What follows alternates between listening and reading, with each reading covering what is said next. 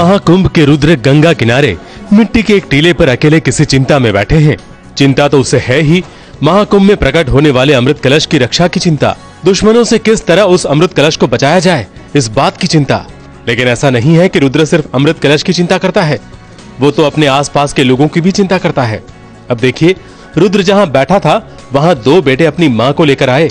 कावड़ में बिठाकर लाने वाले इन दोनों बेटों ने अपनी मां को गंगा किनारे छोड़ दिया और फिर उसे अकेला छोड़कर चले गए। तो रुद्र को उस बूढ़ी मां की चिंता हो गई।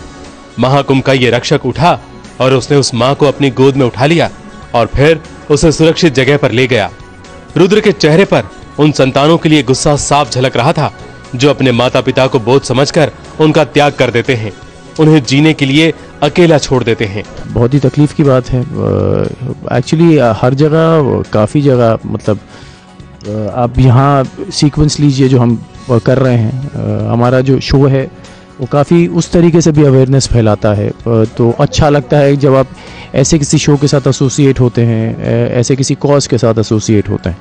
मगर कभी दुख लगता है, दुख होता है जब बच्चे अपने माँ बाप को छोड़ के चले जाते हैं, जब वो उनकी थोड़ी एज हो जाती है, उनका ध्यान नहीं रखते। और भी दुख होता है जब माँ बाप अपने बच्चों को अबैंडन कर देते हैं। तो ये जिस तरीके से भी चीज़ें होती हैं और जैसे भी होती हैं, दुख की होती हैं, तकलीफ़ होती है जानकर कि यार इतना कठोर या इतने छोटे दिल वाले कैसे हो सकते हैं लोग। महाकुंभ के हर एपिसोड में वास्तविकता को दिखाने की पूरी कोशिश की जाती है। ये सीन वास्तविक लगे, जगह भी वास्तविक लगे, इसलिए सेट पर ही गंगा किनारे का माहौल खड़ा किया गया है। सेट पर रेत बिछाई गई है और नदी किनारे पर होते हैं वैसे ही रेत के छोटे छोटे टीले भी बनाए गए हैं।